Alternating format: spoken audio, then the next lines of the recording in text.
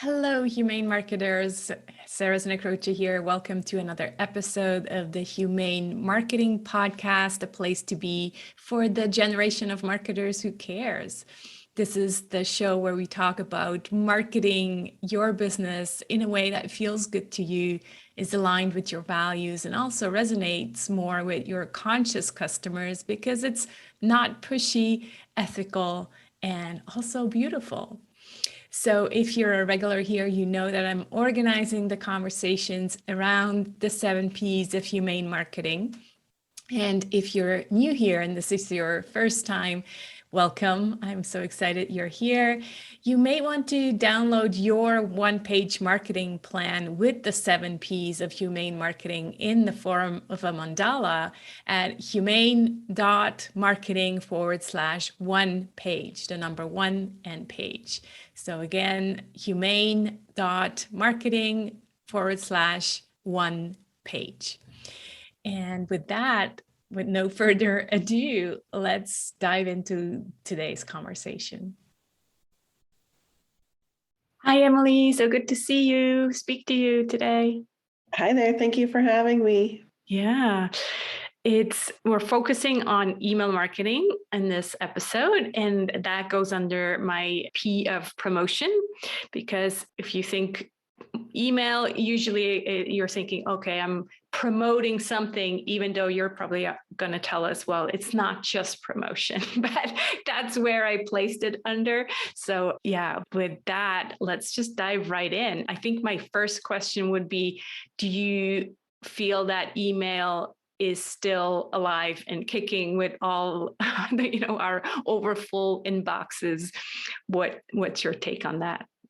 Yeah, I think, a lot of people like to say email is dead. They've been saying that since I started in email marketing about 8 years ago. And, what I would say is, email marketing definitely isn't dead the way we think about it is. And I think that people had adopted email originally as a direct extension of direct mail. And so there's still some lingering ideas that email is this long form content where you can link dump a bunch of articles and podcasts you're listening to, or the latest book you're reading, in a newsletter, and people are going to read the whole thing. And, in today's world, in digital marketing, we're competing with constant distractions. And I think that we need to be really aware of helping our readers focus on the main goal of our campaigns rather than just throwing a ton of content at them, hoping they'll find the right thing for them. Yeah, what I hear you say is this idea of the newsletter, right? It's like, here's my newsletter, and there's like 20 pieces of news, and I actually expect you to buy something from that newsletter. I think, yeah, that's what I'm hearing. And you're right, there is this tendency still, and that I guess that dates back from the days that we had these newsletters where it's like, oh, I'm signing up, I'm giving my email away for just to be on a newsletter. And that's just not true anymore. So, I guess that makes me think of this idea of getting people onto your newsletter or having them subscribe. So since this term newsletter clearly doesn't work anymore, what's the latest trend? What works well now to grow your email list, to have more subscribers on your list? Yeah. So, always a lead magnet of some kind is going to help. So lead magnet, I'm sure you've probably addressed this before, but in case not, or if anybody needs a refresher, is a piece of content or a freebie or something you can offer somebody in exchange for their email address. So you are essentially setting up the relationship with your subscriber by saying, hey, I can help solve a pain point for you with some sort of guide or workbook, or maybe a quiz, or here's a free discount or gift in exchange for your email address. And that way you are, again, incentivizing people and not just saying, being really vague and saying, sign up for our newsletters. Well, what does your newsletter offer to people? Yeah. Value are you offering to people? And that's where I think people really need to get specific around growing your email list. Like, what is it you have to say? And how are you actually helping folks? So these ebooks, you're saying they still work because they have been around for a long time as well. And it feels almost like maybe that's done too. But you're saying like I guess it depends on the topic. If the topic feels like, okay, this is going to help me, then I would give my email in exchange for the ebook. Yeah, I mean, an ebook is still, is still a strategy some people use, but you can do mini courses that you deliver over email. It doesn't have to be fancy. Like you can even take an ebook that you already have and turn it into little lessons that you drip out to your subscribers and, send an email one after the other. So I think that, starting with an ebook is a good place to start, but like thinking about how are you interacting with your audience? How are you really engaging them with a lead magnet will help, again, get people really excited about your brand instead of you dumping content on them and saying, here's a 20 page PDF to read. I know, because everybody's busy, right? Like I said, everybody's busy. And so how are you giving people smaller chunks of information that is easy to digest? Right. So let's talk about then the emails, if they're not newsletters, what are we putting in those emails? And you're kind of talking about emails that are transactional and some warning signs where we can tell, okay, there's something not working. People are not opening our emails or they're unsubscribing. So what are some signs of maybe emails that are too transactional? And then how do we fix that? And how do we make them non-transactional? Right. So I like to encourage people to think about different email campaign categories that they want to know. So, obviously you're going to have different goals for your emails. You might want to be pushing, sales more often, right? Of course, everybody's trying to make money, right? We got to pay the bills. But, sending sale or emails that are really only around getting a sale or conversion, if you're only sending emails like that, you're going to start seeing high unsubscribe rates, right?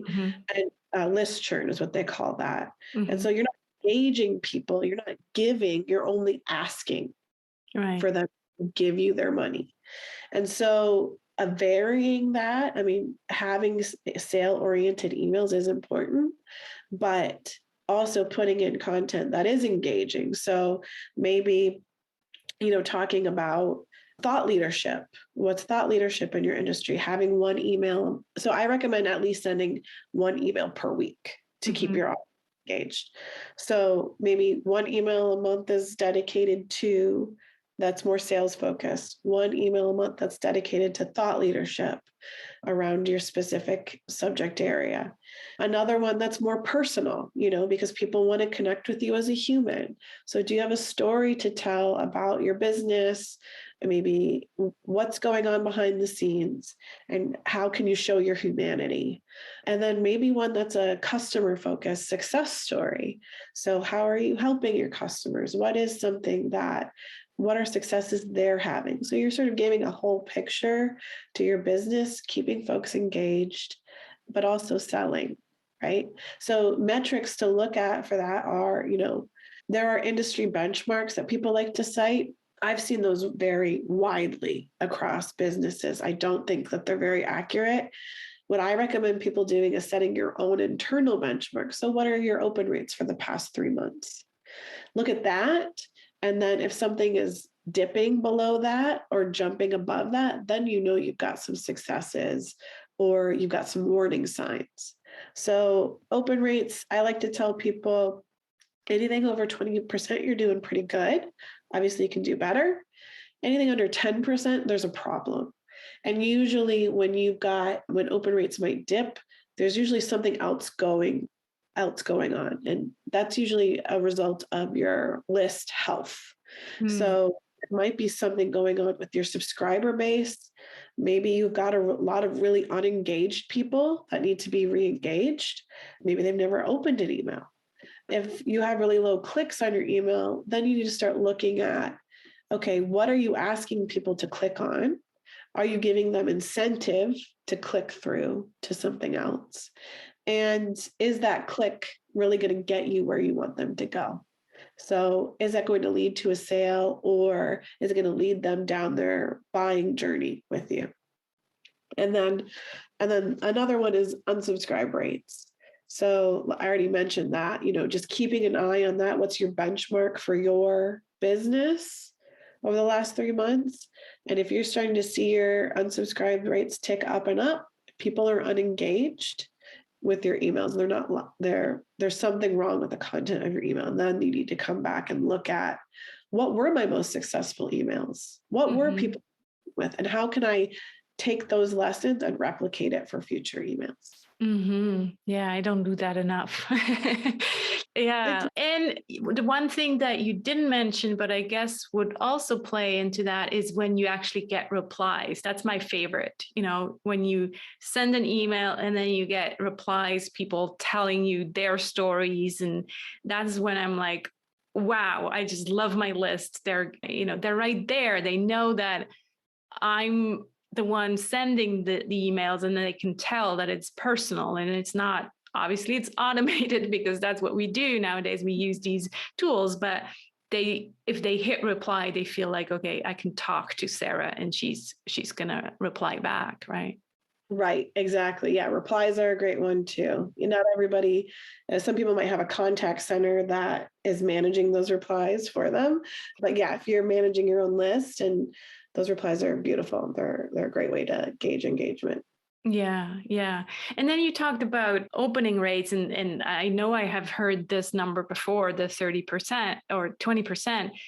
It's just still always surprises me. Like, it seems so low, right? But that is just a sign of how overly busy we all keep ourselves, and how much email stuff we're subscribed to. Like, it just always surprises me. I always tell my clients and my listeners to unsubscribe from the things that they're not actually using. But I guess the big majority of people are just, they still have too much stuff in their inbox. It's amazing. Yeah. Yeah. Well, and that's why, but it also presents you an opportunity, right? So I like to tell people to resend their emails, because people really have a lot of concern around redundancy. And, if I already sent that content out in an email, people have already seen it before. They're not going to want to see it again. And it's like, well, if a good open rate is 20%, that means 80% of your list never saw it to begin with, right? Yeah. And so that's a really great, to me, it's a great opportunity to recycle your content. Send out the same email content, maybe 3 months apart. Pick out your best performing emails and queue them up. So if you're having a busy week, or you've got writer's block, you're not sure what you want to send out that week, you've got a queue of old emails that people like, that you can resend. And would you then target it in a way that the ones that had opened it wouldn't get it again, or you're like, doesn't matter? It doesn't matter. I think a lot of people assume that just because somebody opened an email, they think that it means that A, they read it. Not everybody does, just because they opened the email. B, that they remembered everything, or remembered what was in the email. And C, took the action they intended to. So, again, we are competing with distractions. And so in my opinion, repetition is helpful. It's not a burden. It's not annoying. You're just reinforcing the points that people need, because you're listening to your customers and you know what help they need. And hopefully your emails are helping them. Yeah, I kind of struggle with that idea, because I feel like, well, then what if, 10 people already read it and they're like, Sarah, are you menopausing? What's wrong? Like, why are you sending me the same email again? Yeah. But I guess if you just kind of make the intro a bit differently or like wrap it, yeah. What I started doing actually is, and I heard that on Jenny Blake's podcast, is using the email, so a single email, and then adding it to a sequence. Because people who are on my list now, well, they're getting it now, but then if I add it to a sequence, then these people will get it once they get to that sequence. And so that I have started doing and stopped again, but I need to do that again. I think that's a great strategy, because you're right. We create so much content, and especially those emails that, resonated with our audience. Why not reuse them again? Sometimes I even use the email text and then just post it on LinkedIn, the same text, because you're right. Maybe they didn't see it on LinkedIn or they didn't see it on email. Yeah. Yeah, exactly. I think, we forget because we are so in our own content that people are not paying as close attention to it as we are. We know our content, but our audience, they mostly don't care. Right. Yeah. And, I've gotten, from my own email list for when I had a consulting business, I had a couple emails that people loved that I would send out once every 6 months. Mm. And I had the same people replying to that email saying they loved it every single like remember that they got it before. They had already. It's remarkable. We have very short memories. Yeah, it's like goldfish memories. How much should we worry about these unsubscribe rates when clients tell me, they're always like freaking out when people unsubscribe, and I actually try to tell them, well, maybe it's a good thing, depends, so what's your take on that? And then maybe also tell us, how can we avoid unsubscribes, at least like, big numbers of unsubscribes, because the occasional one, I think it's actually healthy. Yeah. I mean, it's healthy, right? Not everybody's fit for us all the time. Right. And you don't want people who are not interested in you on your email list, because that drags down your engagement. Right. But there are a couple things that you can do to help with unsubscribes. One is, if you see a spike in unsubscribes, something's wrong, and usually what I see in that is, maybe your subject line overpromised what was in your email, right? Those things match up. You were not matching expectations up correctly for people. So I see people try to get a little bit tricky and clickbaity with their subject lines. Yeah. And that ultimately loses trust with your subscriber. Right. Yeah. Another thing you can consider is, what I've done for businesses and myself is allow people to pause their subscriptions. So you can, instead of saying, let's break up forever, you can say, you know what? I need a bit of a break, 3 or 6 months. You can decide that number for yourself. 3 months seems to be a good option for folks. And all you have to do is, depending on your email service provider, you can have a little button or add a button above your unsubscribe link that says, I need a break, something like that. Pause for 3 months, and when they click it, send them to a really simple landing page that says, that confirms that their subscription's paused. And again, depending on your email service provider, you should be able to tag somebody if they click that link. Right. And then put them in an automation that has that tag on them for 3 months. And at the end of those 3 months, you remove that tag. And then all you have to do is make sure that in your newsletter segment or your regular email campaign segment, you're excluding that tag.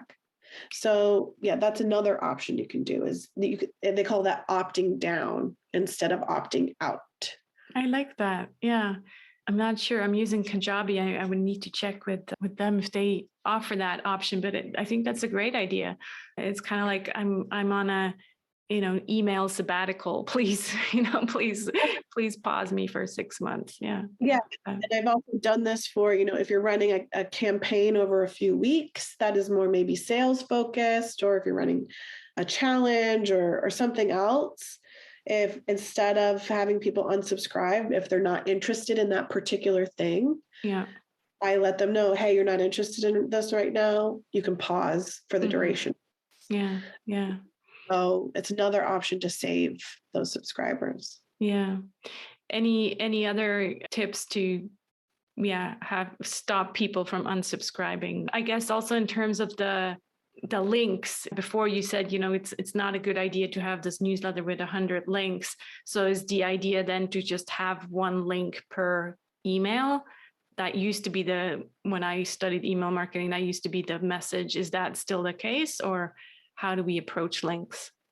Yeah, I mean, I would, depending on what's in your email campaign or your newsletter, just being really intentional about putting links in your email. So, if you are, writing on a piece of thought leadership, right? If you're talking about something in your industry, if you have things relevant to that piece that people might find helpful, then hyperlinking it in the text saying, if you need more help with this, here's this resource. And then to help you with conversions, have between one and at the end of your email, have between 1 and 3 calls to action that are related to helping guide people through your sales process. So whether that's, hey, if you need more help around this topic, here is a list, another resource. Mm-hmm. If you want to talk about this topic more, here's how to get in touch with somebody. Mm-hmm. Or here is another piece of content that will help with this, right? Making sure that you're really intentional about guiding people through your sales process and relating it back to how you're helping them and adding value. I think it's just being really, really intentional about what your goals are for your emails, what your subscribers' goals are, and marrying those two with guiding them through your sales process. What's the next action they need to take in order to get help, right? Yeah, I get that. We used to also say that the PS in the newsletter, that like sometimes people read the subject line and then they scroll down, and so the PS had this big importance. Would you still recommend putting something in the PS as well? Yeah, and that's where those 3 call to actions can live. Yeah, and bullet those. Don't make it a long block, a big block of text. Mm-hmm. Bullet, so they're easy to skim and read. Okay, great. And is there a difference between a hyperlink and a button link? Like, is there stats that show that people click more one or the other? I've seen stats vary widely on that. And I think it depends on the kind of campaign you're running. I recommend, at least having one bold call to action with a button, unless your email template is more of a letter format, then that might not make sense, right? With the style and feel of the email. Mm. And then, having some hyperlinked links in your text, if it's relevant and it's not a distraction for your subscriber, if it will help them and guide them further down their sales path. Yeah. I'm also thinking, you just mentioned design. Like back in the days, we used to have, or some people still have that, like the header and then the signature block, and it looks like this branded email, right? But then there was a trend where people were saying, actually, what works better is just like text that looks just like any regular email. What do you recommend to your clients? Yeah, I mean, it depends on the business. Mm-hmm. Again, I've tested those kinds of templates and results have varied widely. Mm-hmm. I've seen a lot of success with text-based emails. Mm. It's a really good place to start. It's a lot lighter load on somebody building emails. And I think that's definitely something you have to consider. Yeah. If you have a dedicated designer on your team, or they're stretched really thin, then yeah, it bogs down the process. And so, but some brands are very visual and that makes sense for them. So I think, again, like I do a mix typically, depending on the type of campaign, but very simple text formatting works really, really well. Nice. Okay. The last topic I wanted to talk to you about, and you brought this up when we had an email exchange, is this idea of community building. So using email for community building, and that is of personal interest to me because we have our Humane Marketing Circle, our community. So yeah, what's your experience there, and how do we use email for community building? Yeah, so I think, particularly in the last couple of years, globally, we have seen a lot of really hard things, right? And I have seen a lot of businesses really miss the mark on it. And instead of taking it as an opportunity to address people's humanity and the very real anxieties and fears people are experiencing, they instead use it as an opportunity to just give updates about the company. And although that information can be really important, I think that ultimately human beings are emotional. We are emotional beings who like to think we are rational thinkers. And addressing people's emotions is just as important as educating them, right? Because emotions can stop us from doing the work, right? From showing up fully. And so I have seen brands make incredible strides with their audiences and really bond with their brands and build community by addressing their emotional states, especially when it comes to public crises. So I think and it doesn't have to be something that big, but really thinking about what are your people struggling with emotionally? What anxieties do they have around the work that you're trying to help them do, or personally? And really speaking to that lets them know that you see them not just as a business transaction, you see them as a whole human being. And that builds trust and likability very quickly. Yeah. That reminds me of something I saw on LinkedIn. I can't remember what brand it was, but basically it was Mother's Day, and they were acknowledging that, it being Mother's Day, and usually there was like a Mother's Day sale, and this was just after COVID. And so they were acknowledging that it probably was a difficult day for a lot of people who, well, they had lost their moms, right? And so instead of just sending out another sales email, oh, happy Mother's Day, they addressed that. And there was a lot of, very positive feedback. And it was, going viral on social. Unfortunately, I don't remember that company name, but still, it was a really good example. Yeah, that seems to be a growing trend in email marketing where people are very aware of, Mother's Day and Father's Day, and these relationships can be very complicated. Yeah. And, allowing people to opt out for that season, again, opting down instead of opting out, addresses their emotions and makes them say, hey, we know you're a human being too. Like, not just a potential dollar sign. Yeah. Yeah. And I think this human side should really be all over, your emails, especially for our listeners who are more like entrepreneurs, solopreneurs, coaches, consultants. You are the business, right? So it's all about community building for you. Of course, yes, it's also about selling, but it's much more about community building because that will lead to the sales. So that human aspect is so important. Yeah. Yeah, absolutely. I agree. Wonderful. Any final thoughts, anything else that we didn't touch on that you wanted to add here to this wonderful conversation? Yeah, and I want to address one specific anxiety that I know that people experience with email, and people get really anxious around hitting that send button. And because, we want to do it right. We want to do it. We want to make sure we didn't do any errors or typos or wrong links. And I just want to let people know that the next time you make an email mistake, we've all done it. I've done it more than once and done it with teams who have 5 people reviewing the email. And so just want to let you know that it's never going to be perfect. Mm. And again, people appreciate the humanity sometimes, and sending out that oops email afterwards or addressing the mistake. Sometimes those do even better than the email you intended to send out that day.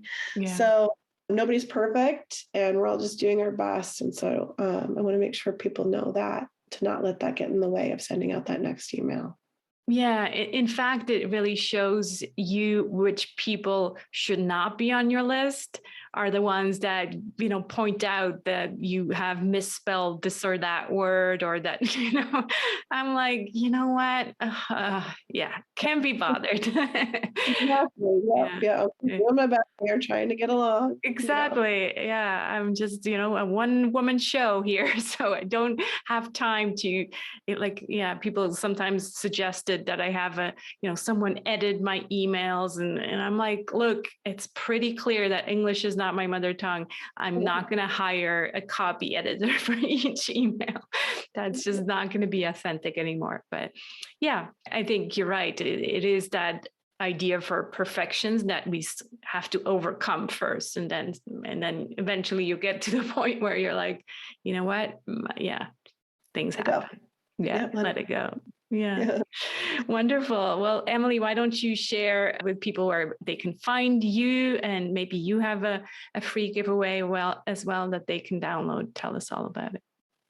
Yeah, so I'm pretty active on LinkedIn. I like sharing things about email marketing there. You can find me on LinkedIn, Emily McGuire. And also, I'm the current customer evangelist at AWeber, which is an email service provider. And we do have free accounts. So if you're looking for a new email service provider, feel free to head over to aweber.com and check it out. Wonderful. Yeah, I used to use AWeber. When was that? Before I switched to ActiveCampaign and then to Kajabi. But I think if I had to switch again, I would probably go back to AWeber. It's a really good service. So yeah, thank you. The last question that I always ask all my guests is, what are you grateful for this week or today? Today, I am grateful for sunshine. I've been getting over a cold. And so I've been inside a little too much. And so this morning, even though I'm not feeling 100%, I was like, I'm taking a walk around the block and I'm going to get some sunshine. I'm going to get that vitamin D in. Yeah, so, definitely. Especially, I'm in Michigan in the US, and we have very long winters. So I'm soaking it up while I've got it. Wonderful. Yeah. Wishing you a speedy recovery. Take care of yourself. And thanks so much for your time here. Thank you. Thanks so much for watching and being part of a generation of marketers who cares for yourself, for your clients, and for the planet. We really are change makers before we are marketers. So go ahead, be the change you want to see in the world. And I hope to see you again next week. Take care.